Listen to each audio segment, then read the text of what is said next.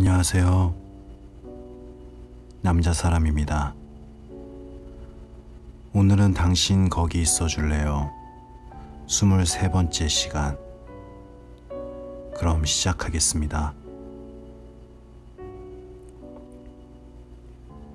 14. 5번째 만남.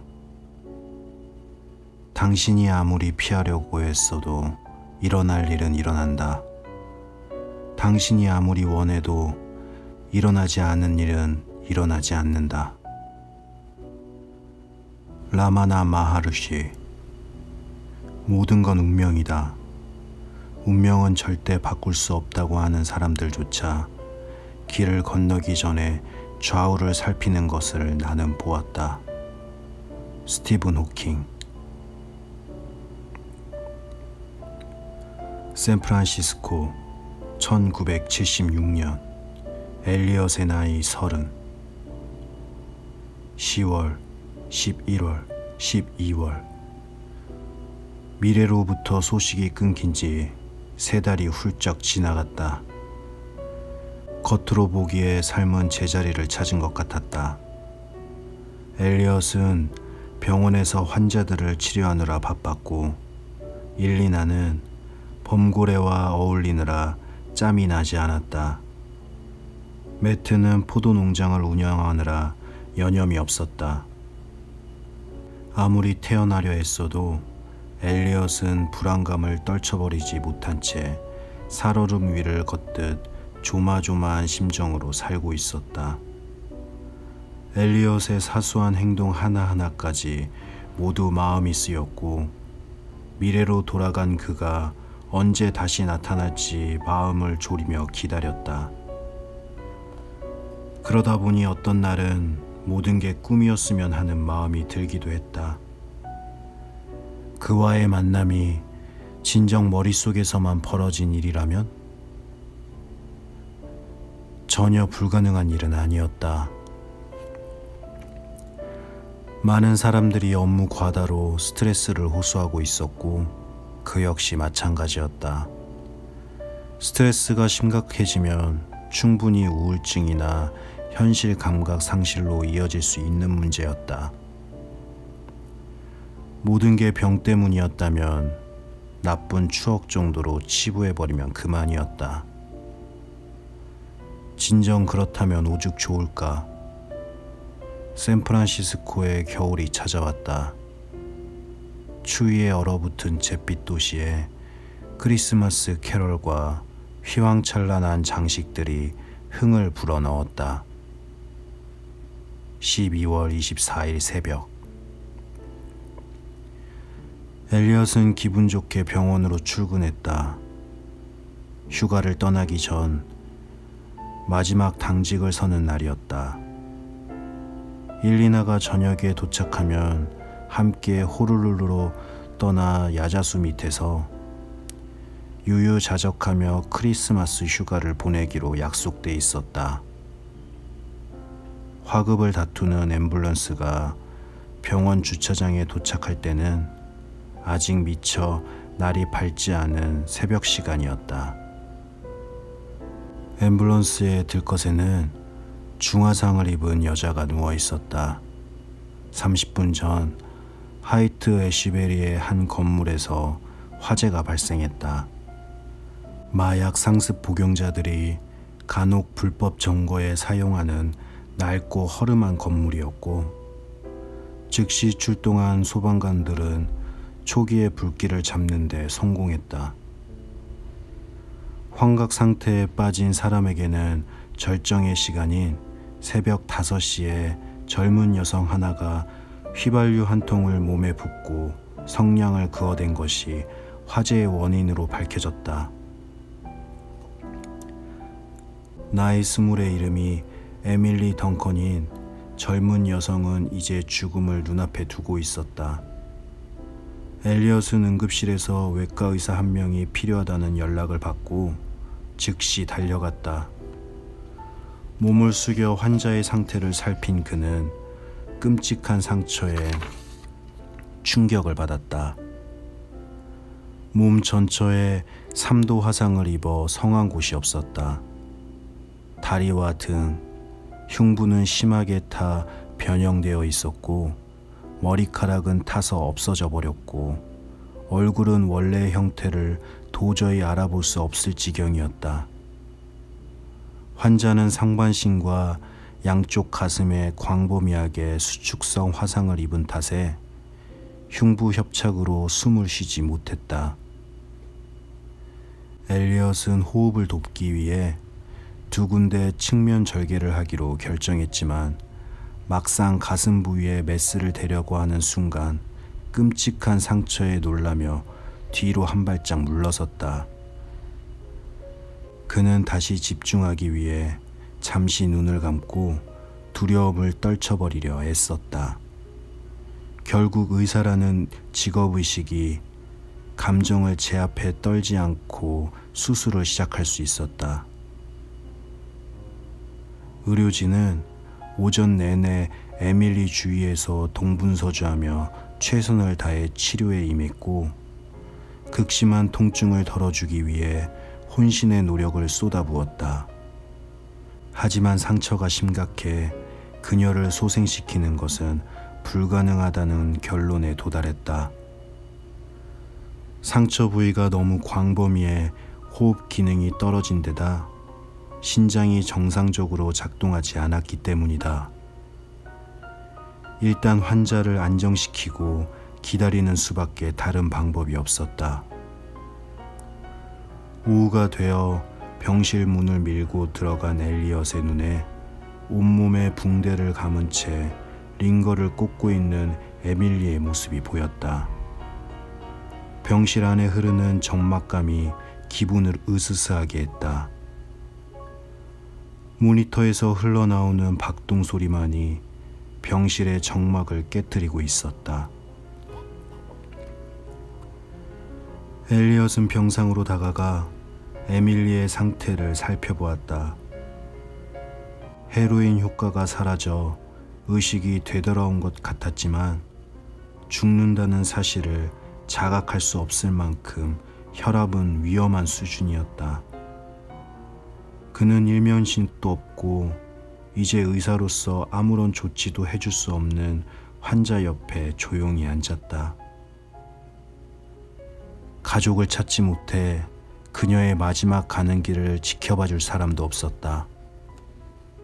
그는 이 끔찍한 자리를 피하고 싶었지만 자신의 눈을 응시하는 절망적인 시선을 끝내 외면할 수 없었다.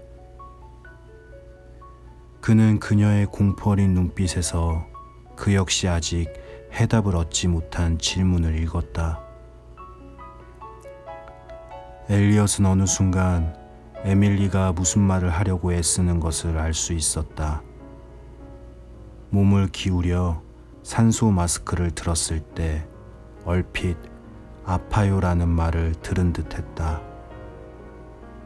고통을 덜어주기 위해 모르핀 투여량을 늘리기로 결정하고 처방 내용을 적으려던 그는 문득 그녀가 아파요가 아니라 무서워요 라고 했다는 사실을 깨달았다. 무섭다는 말에 어떤 대답을 해줄 수 있을까?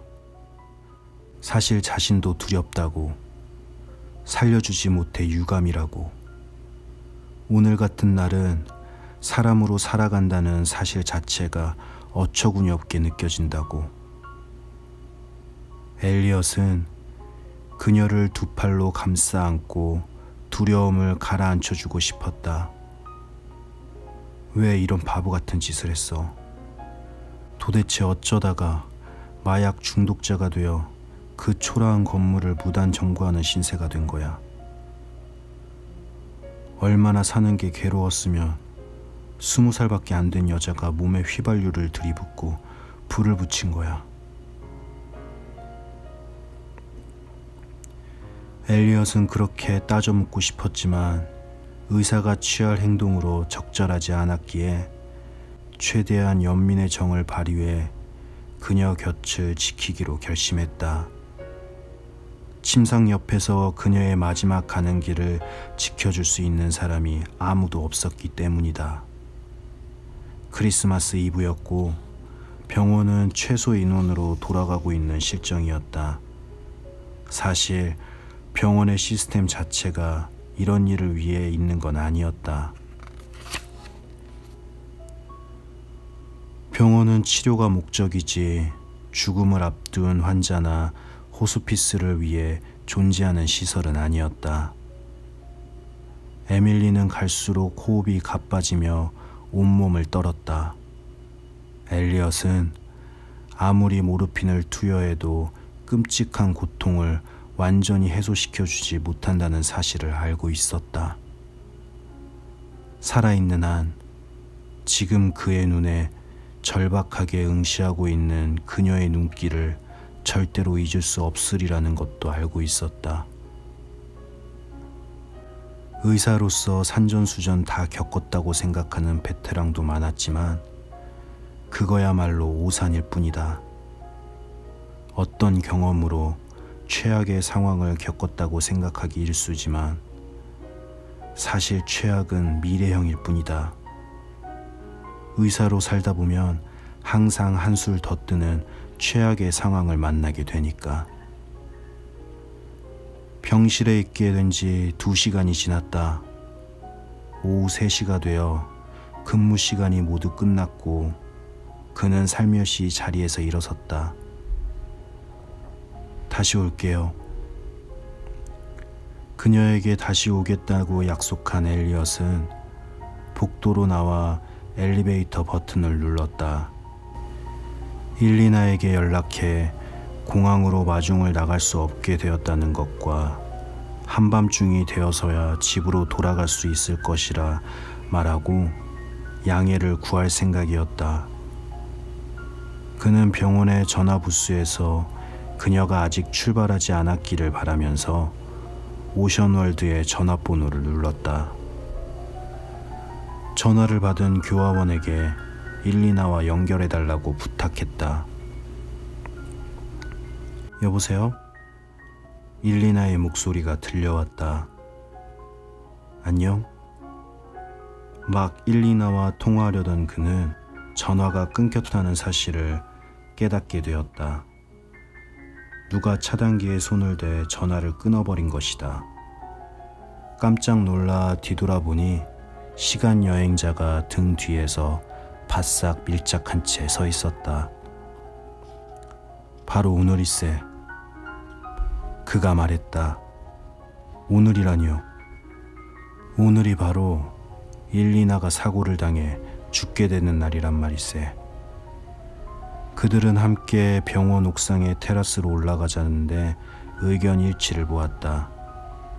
사실 그 두 사람에게 옥상 테라스는 익숙한 장소였다. 동료들로부터 날아드는 비난의 눈길을 피해 몰래 담배를 피우곤 했던 장소이기 때문이다. 두 사람 모두 그곳에서라면 아무에게도 방해받지 않고 이야기를 나눌 수 있겠다는 생각이 들었다. 그가 조바심이 일어 안절부절 못하는 엘리엇의 어깨를 꽉 잡았다. 일리나와 전화통화를 하면 안 된다네. 왜죠? 일리나가 납득하지 못할 테니까. 무슨 말이죠? 근무 시간이 끝났는데도 환자 곁을 지키느라 약속을 펑크내버리는 자네 태도 말일세.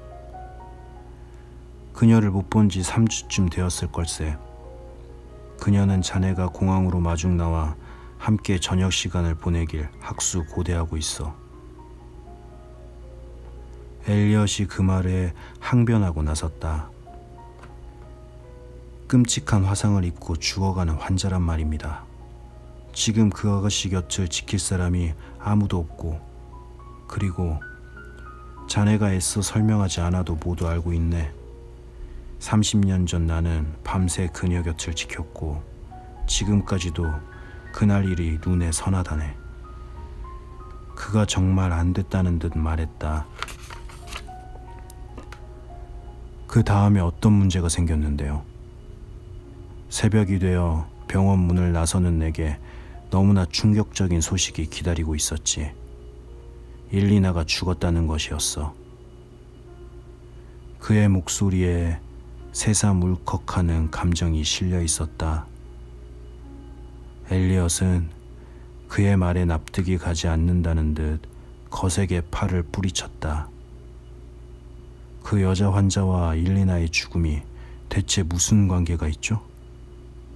우리 계약이 여전히 유효하겠지? 확실히 해두고 싶어서 그런다네. 그럼요, 여전히. 자,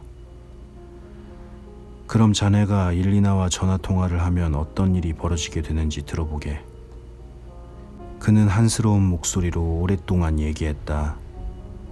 엘리엇은 이야기에 집중하기 위해 눈을 감았다.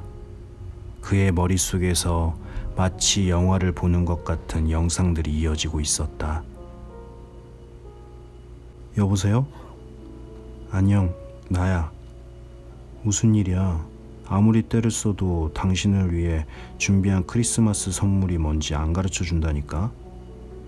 그런 게 아니라 문제가 생겼어. 무슨 일인데? 공학에 못 나가겠어. 틀림없이 3시쯤에 일을 마친다고 했잖아. 그래, 미안해. 정식 업무 시간은 이미 끝났어. 그런데 아직 할 일이 남은 거야? 어떤 환자 곁을 지켜야 할 것 같아. 오늘 새벽 건물을 점거해 몸에 휘발유를 붓고 자살을 기도한 여자 환자인데, 이제 겨우 몇 시간 전에 알게 된 여자 환자와 크리스마스 이브를 보내겠다는 거야? 단지 의사로서 해야 할 일을 하는 것뿐이야. 당신 일? 당신만 일이 있는 사람이야? 그 병원의 의사가 당신 혼자야? 일리나, 제발 화내지 말고 내 얘기를. 그만해, 엘리엇. 이제 당신 얘기 듣는 것도 지쳤어. 충분히 이해해 줄 수 있는 일이잖아. 대체 뭐 때문에 화를 내는 거야? 당신이 먼저 청혼해 주기를 기다리며 10년이나 기다린 내 마음 알아? 그 얘기는 내일 아침에 다시 해, 일리나. 아니야, 엘리엇. 나 샌프란시스코에 안 갈 거야. 당신이 나와 인생을 함께하고 싶은 생각이 분명해지면 그때 다시 연락해. 당신에게 지금은 그럴 생각이 전혀 없어 보이니까. 엘리엇은 한참 동안 전화 부스 앞에서 꼼짝하지 못했다. 일리나에게 다시 전화를 걸어 미안하다고 말하면서 마음을 달래줄 요량으로 3번이나 전화 수화기를 들었지만 그때마다 힘없이 내려놓고 말았다. 바로 2층 위에 병실에서 끔찍한 고통으로 신음하고 있는 환자를 마냥 혼자 있게 내버려둘 수 없었기 때문이다. 일리나는 전화기 앞에서 30분을 기다리다가 그가 다시 전화할 생각이 없다는 것을 알고는 비행기표를 푹푹 찢어 휴지통에 던져버렸다. 일리나는 자신의 이니셜을 새겨넣은 시계를 엘리엇에게 줄 크리스마스 선물로 준비했지만 마찬가지로 휴지통에 던져 넣어버렸다. 엘리엇은 시계의 색깔도 구경 못하겠지? 의기소침해진 일리나는 일반인에게는 개방하지 않는 오션월드의 정원으로 숨어들어가 그녀의 슬픔 따위에는 아무런 관심도 없는 홍학과 악어들 앞에서 펑펑 울었다. 그러고 나서 휴가를 취소한 그녀는 업무에 복귀하기로 결정했다. 마치 아무 일도 없는 것처럼 그녀는 평소대로 동물들을 돌보면서 늦은 오후 시간을 보냈다. 마지막으로 그녀가 제일 좋아하는 범고래를 돌볼 차례가 되었을 때는 이미 사방이 깜깜해진 뒤였다. 안녕, 아누시카? 크리스마스인데 넌 사실 잘 못 보내고 있다며? 며칠 전부터 오션월드의 범고래들 중 가장 나이가 많은 아누시카의 기분이 우울해져 먹이도 거부하고 공연에도 참가하지 않고 있었다. 지느러미가 물렁물렁해지고 유순하던 성격이 공격적으로 변해 수의사들은 물론이려니와 동료 봄고래들에게도 아주 사나운 태도를 보여왔다. 아누시카가 포악해진 것에는 이유가 있었다. 공원 측에서 이제 갓 8달이 지난 암컷 새끼 에리카를 강제로 아누시카에게서 떼어나 유럽에 있는 해양공원으로 보내버렸기 때문이다. 고래의 생식을 위해 공원에서 준비한 프로그램의 일환이었지만 아누시카가 그런 배경을 이해해 줄 리 없었다.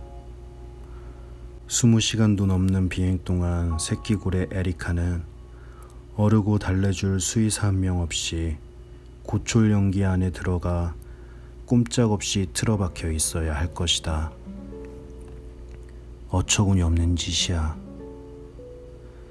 일리나는 고래의 이송 계획을 막기 위해 최선을 다했다.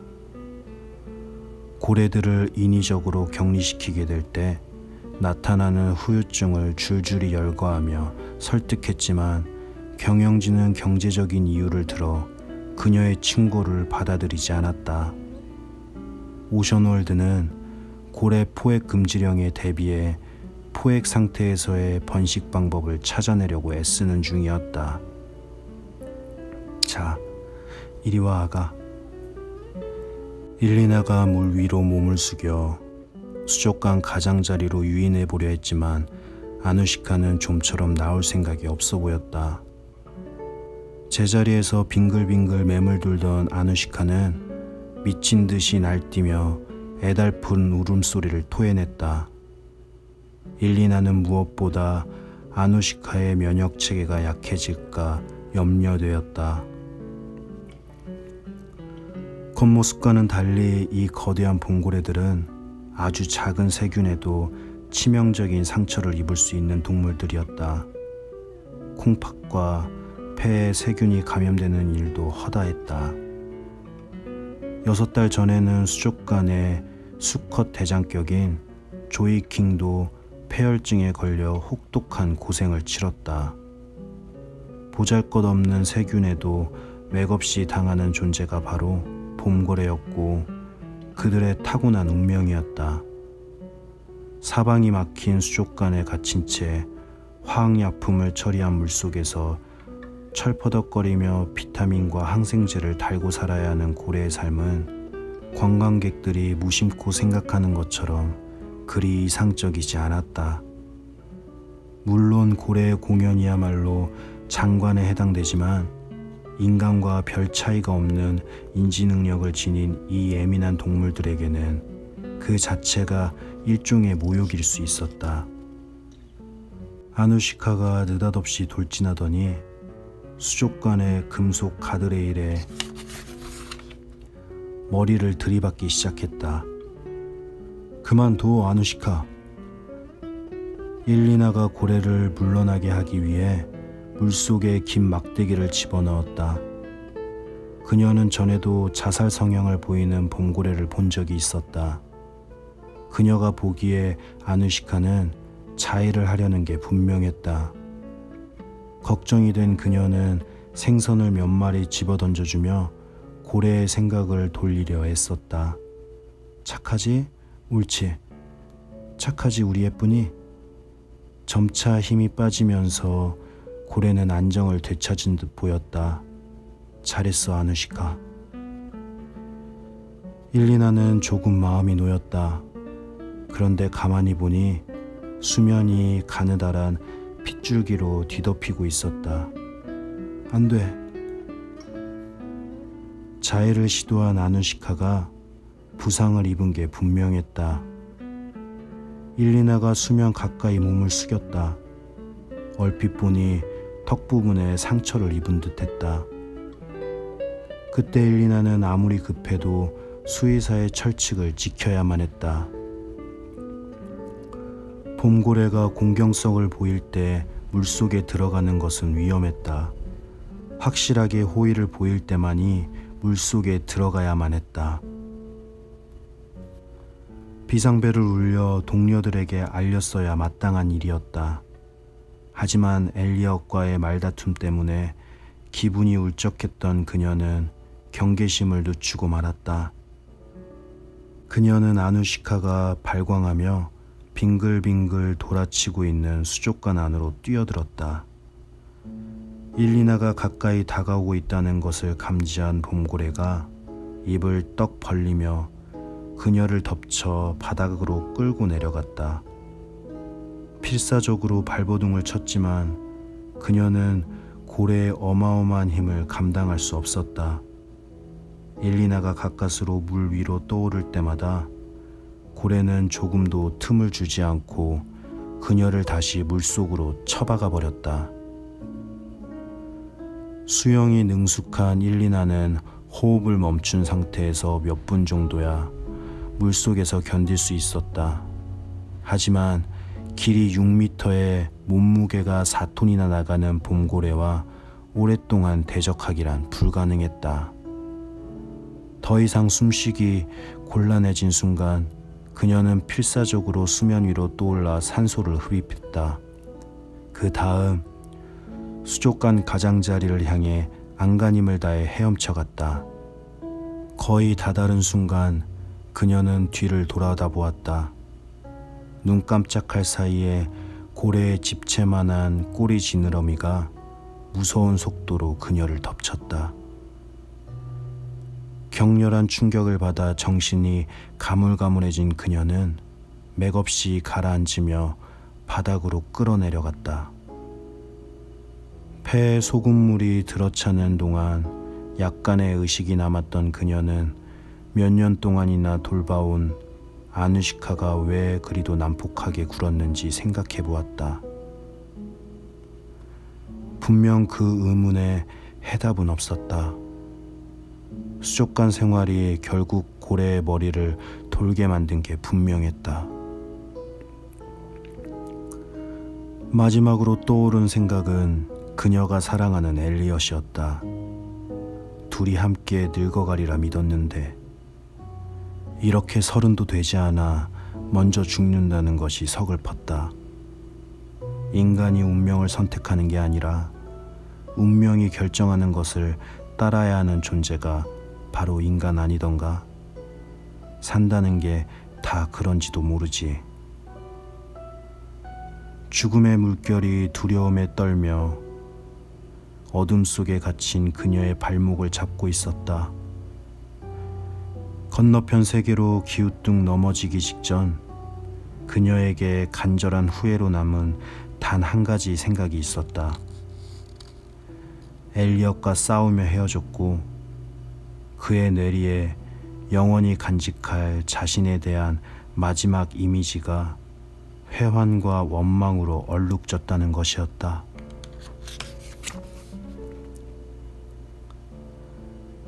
바람이 칼날 같은 입김을 병원 옥상을 향해 내뿜었다. 시간 여행자가 끔찍한 이야기를 마치는 순간 엘리엇은 악몽에서 깨어나기라도 한 듯 눈을 번쩍 떴다. 두 사람 모두 말이 없었다.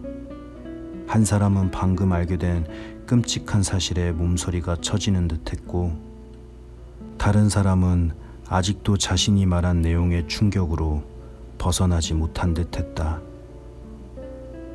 엘리엇은 머리를 절레절레 흔들며 무슨 말인가 하려다가 그만두었다. 그가 엘리엇의 마음을 알아차리고 호주머니에서 누렇게 탈색된 종이를 한 장 꺼내들었다. 내 이야기를 못 믿겠다면 이걸 보게.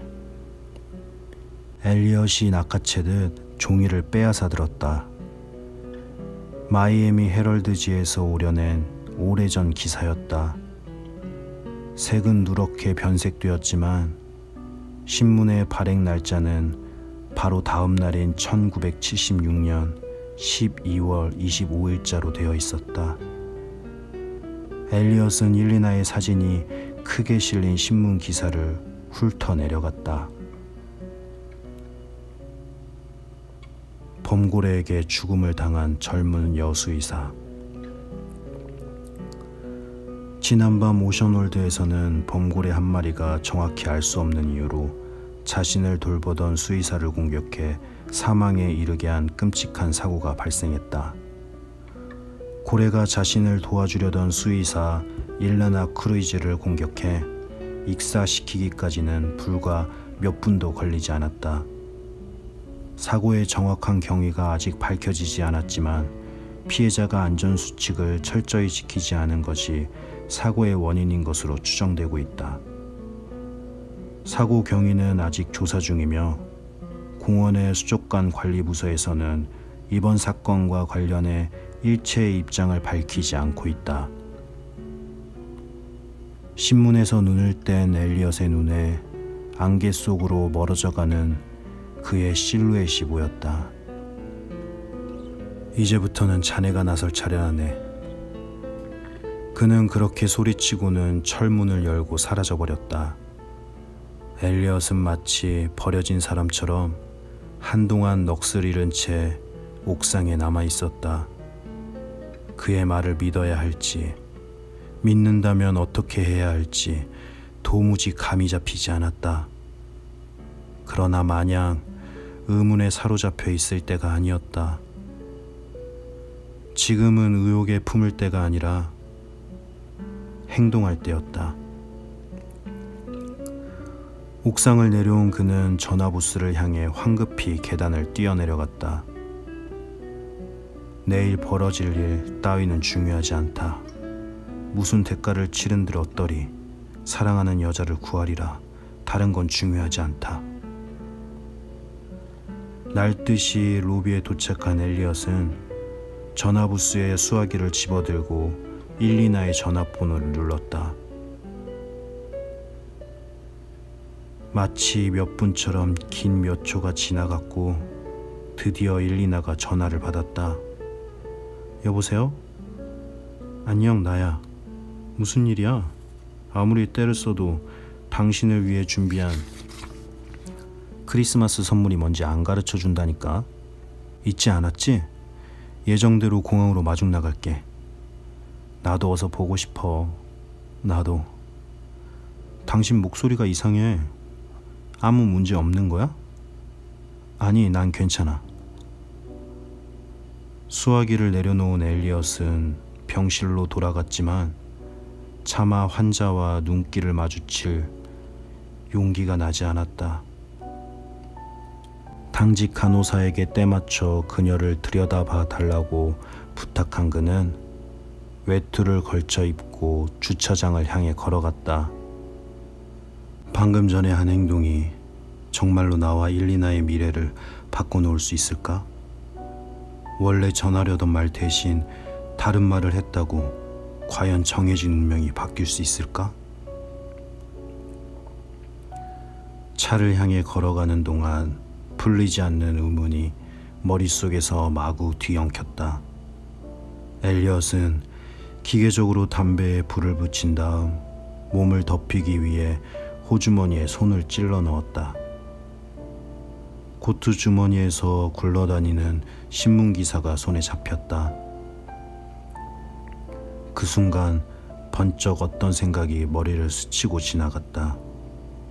미래가 바뀌었다면, 일리나에게 사고가 일어나지 않았다면 사고 기사를 쓴 신문 기자도 없을 것이고 그 기사 자체도 존재하지 않아야 하는 것이다. 호기심이 발동한 그는 누런 종이 쪽지를 꺼내 자세히 살펴보았다. 놀랍게도 기사 내용이 달라져 있었다. 일리나의 사진이 사라져 있었고 수의사의 죽음을 보도한 기사 대신 범고래의 사망 소식이 신문을 장식하고 있었다. 오션월드 범고래 사망. 지난밤 오션월드의 범고래 중 가장 나이가 많은 아누시카가 수족관의 철제벽에 턱을 부딪히는 사고로 생긴 상처의 후유증으로 사망했다. 상처는 자의로 생긴 것으로 추정되고 있다. 사망 경위에 대해 질문을 받은 고래관리부서 측에서는 아누시카가 절망적인 상황에서 저지른 자해의 가능성이 크다고 밝혔다. 최근 죽은 고래의 암컷 새끼를 어미로부터 떼어낸 다른 동물원에 매도한 것이 스트레스의 원인이었고 그 결과 자해로 이어진 것으로 추정된다는 것이다. 그러나 오션월드는 오늘 정상적으로 개장할 예정이며 다행히 사고로 다친 직원은 없는 것으로 밝혀졌다. 감사합니다. 편안한 밤 되세요. 남자 사람이었습니다.